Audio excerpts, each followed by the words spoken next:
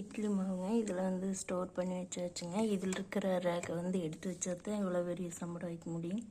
இதில் பச்சை மிளகா காம்பு வெளியே வச்சுருக்குது.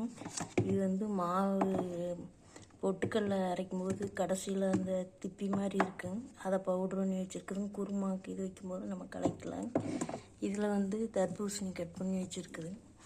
இது எலுமிச்சம்பழம். இது அவரைக்காயெலாம் கவரில் போட்டு வச்சுருக்குது. இது மிச்சமாகிற பாலில் கொஞ்சம் கொஞ்சம் சேர்த்து வச்சுருக்குங்க, பன்னீர் செய்யறதுக்குங்க. இதில் வந்து காய்கறியில் போட்டு வச்சுருக்கேன். இது கேரட்லாம் கவர்லைங்க. முருங்கைக்காயில் கட் பண்ணி வச்சுருக்குதுங்க. இந்த மாதிரி அளவாக வைப்பாங்க. அதிகமாக பெருசாக ஃப்ரிட்ஜில் எது வைக்கிறது இல்லைங்க. இதில் வந்து கருவேப்பிலை தழை அப்படி உருவி கழுவாமல் வச்சுக்கணும். நம்ம எடுத்து யூஸ் பண்ணுறப்ப நம்ம கழுவிக்கலாம். உள்ளே வந்து கொஞ்சம் மாவு பொருள் எல்லாம் செல்லுகிற மாதிரி இருந்ததுன்னா அதெல்லாம் இந்த மாதிரி வச்சுக்கலாம். பூ வந்து இந்த டோரில் வச்சுக்கலாம். இன்னும் வெயில் காலமாக இருக்கிறதுனால இந்த ஜூஸ் பாட்டில் இதெல்லாம் இனிமேல் தான் அதில் ஸ்டோர் பண்ணி வைக்கணும். இப்போ எல்லாம் கொஞ்சம் இந்த பச்சை மிளகா அது இதுன்னு கொஞ்சம் பிஸ்கட்டு இந்த மாதிரி ஐட்டங்கள்லாம் இருக்குது.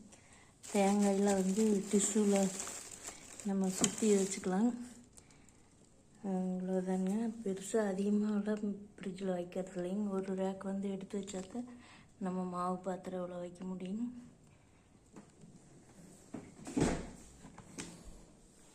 இதில் எல்லாம் இப்போ எதுவுமே வைக்கலைங்க, வெறும் டோர் மட்டும்தான் இருக்குதுங்க. இங்கே வெய்யால் ஐஸ்கிரீம் பேரம்பேத்தில் வந்து ஐஸ்கிரீம் வைக்கிறதுக்குங்க. வேறு ஏதாச்சும் நம்ம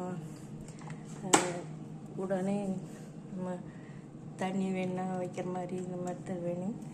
இது வந்து ஐஸ் கியூப்பு.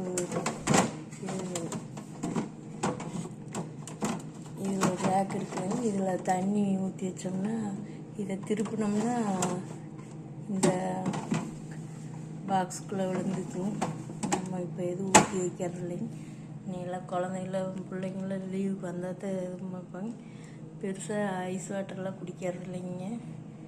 அதனால் இது இப்போ இதாகத்தான் இருக்குங்க. நம்ம சமைக்கும்போது கேஸ்கட் மட்டும் வச்சு எடுத்துக்கலாங்க. வெண்ணெய் எடுத்தால் அதெல்லாம் வைக்கலாங்க.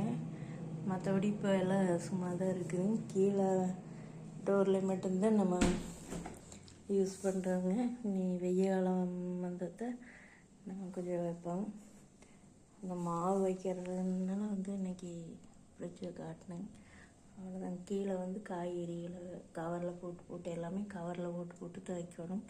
நேரடியாக வெளியில் தெரிகிற மாதிரி அந்த பொருள் வைக்கக்கூடாதுங்க. ஒரு பொருள் இருக்கிற ஸ்மெல் வந்து ஒரு இதுக்கு வராமல் பார்த்துக்கணும். தயிரெல்லாம் நம்ம பால் நைட்டு தூங்க போகும்போதுங்க பாலில் கொஞ்சம் வேண்டுக்கும்போது ஒரு ஸ்பூன் தயிர் ஊற்றிக்கிட்டா தயிர் பறையாயிருங்க தூங்க போகிறப்போ. அப்புறம் நம்ம அடுத்த நாளைக்கு தயிர் சரியாக இருக்குங்க. ஆடையும் பாலாடை தயிர் ஆடை சேர்த்து நம்ம வைக்கலாங்க. இப்போ தான் நம்ம வெண்ணெய் எடுத்து செஞ்சு காட்டுச்சுங்க.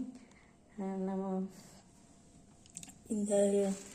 இந்த ஸ்டாண்ட்லேயே இந்த ரேக்லேயே நம்ம வச்சுக்கலாங்க. பாலாடை தயிர் ஆடை ஒரு கப்பில் போட்டு சேர்த்து வைக்கலாங்க.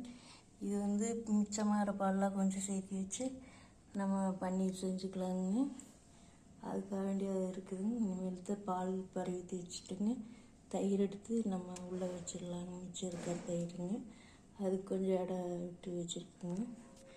இது சாமி பூ இதெல்லாம் வச்சுக்கலாம். நம்ம தலைக்கு வைக்கிறதுக்குமே கவரில் போட்டு பூவெல்லாம் ஸ்டோர் பண்ணுறோன்னா இந்த மாதிரி டோரில் வச்சுக்கலாங்க. அதில் வச்சோம்னா சீக்கிரம் அந்த கூலிங் அதிகமாக வந்ததுன்னா பூ இதாகும்.